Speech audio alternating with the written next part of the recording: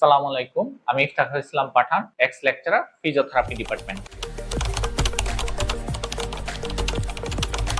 আজকে আমরা কথা বলবো টেনিস এলবো এবং তার ইফেক্টিভ এক্সারসাইজ প্ল্যান নিয়ে। টেনিস এলবো সহজ ভাষায় কনুইয়ের বাইরের দিকে দুইটা টেন্ডন রয়েছে, তার প্রদাহ বা ইনফ্লামেশন। এটাকে মেডিকেল ভাষায় আমরা ল্যাটারাল এপিকন্ডাইলিটিসও বলে থাকি। এর ফলে কনুইয়ের মুভমেন্টের ক্ষেত্রে তীব্র ব্যথা বা শার্প পেইন হয়। ল্যাটারাল এপিকন্ডাইলিটিস টেনিস প্লেয়ারদের বেশি হয় বলে এটা টেনিস এলবো নামে পরিচিত। দুইটা টেন্ডন ইনভলভ হয়, এক্সটেন্সর কার্পি রেডিয়ালিস ব্রেভিস, দ্বিতীয় নম্বর এক্সটেন্সর কার্পি রেডিয়ালিস লঙ্গাস। খুব সহজ একটা ক্লিনিক্যাল টেস্টের মাধ্যমে আমরা ঘরে বসেই টেনিস এলবো ডায়াগনোসিস করতে পারি। টেস্টটির নাম পোজেন্স টেস্ট। এই টেস্টটি করার জন্য যে হাতে আমার টেনিস এলবো রয়েছে সেই হাতে আমরা প্রথমে এই পজিশনে নিব, আমার রিস্টটাকে ফিক্সড করব, তারপর রিস্টটা উপরের দিকে উঠাবো। এইভাবে আমার ভালো হাত দিয়ে রিস্টটাকে নিচের দিকে প্রেস করব এবং চাপ দিব। এভাবে চাপ দেওয়ার ফলে আমার এখানে যদি ব্যথা তীব্র হয় বাইরের দিকে, তখনই আমরা ধরে নিব টেনিস এলবো পজিটিভ। এখন আমরা কথা বলবো টেনিস এলবোর বেস্ট কয়েকটি এক্সারসাইজ নিয়ে। 1 নাম্বার এক্সারসাইজ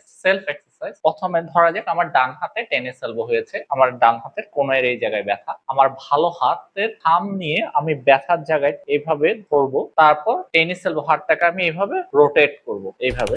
এতে করে হবে কি, আমার ব্যথার জায়গায় স্কার তৈরি হয় রিপিটেড ইনজুরির কারণে। ওই স্কারের উপর এক ধরনের থেরাপিউটিক মেসেজ তৈরি হয়। এইভাবে থেরাপিউটিক মেসেজের ফলে আপনার ওই জায়গায় ব্লাড সার্কুলেশনটা বৃদ্ধি পাবে এবং দ্রুত হিলিং শুরু হবে। দ্বিতীয় নাম্বার স্ট্রেচিং এক্সারসাইজ। এই এক্সারসাইজ করার জন্য আমরা টেনিস এলবো হাতটিকে এই পজিশনে রাখবো এবং ভালো হাত দিয়ে রিস্টটাকে নিচের দিকে টেনে ধরে রাখবো। এভাবে 20 সেকেন্ড পর্যন্ত আমরা হোল্ড করে রাখবো, তারপর আবার রিল্যাক্স করবো, আবার 20 সেকেন্ড পর্যন্ত হোল্ড করে রাখবো। এর ফলে আমার ইনজুরড মাসল এবং টেন্ডনে স্ট্রেস পড়বে। তৃতীয় নাম্বার এক্সারসাইজ স্ট্রেন্থেনিং এক্সারসাইজ। এই এক্সারসাইজ করার জন্য আমাদের একটা ওয়েট নিতে হবে, একটা 1/2 কেজি বা 1 কেজি, যতটুকু ওয়েট নিলে আমার এখানে পেইন হবে না। তারপর আমরা ওয়েটটাকে এভাবে নিয়ে আস্তে আস্তে এভাবে নিচের দিকে নামাবো, আবার উপরের দিকে উঠাবো, আবার নামাবো, আবার উপরের দিকে উঠাবো। এতে ইনজুরড মাসল রিকভার হবে এবং রিহ্যাবিলিটেশন শুরু হবে। রোগী সাধারণত যেখানে ভুল করেন, নামানোর সময় দ্রুত নামিয়ে ফেলেন গ্রেভিটির ফোর্সে, কিন্তু নিয়ম হচ্ছে মাসল পাওয়ার ইউজ করে উপরের দিকে উঠাতে হবে এবং মাসল পাওয়ার ইউজ করে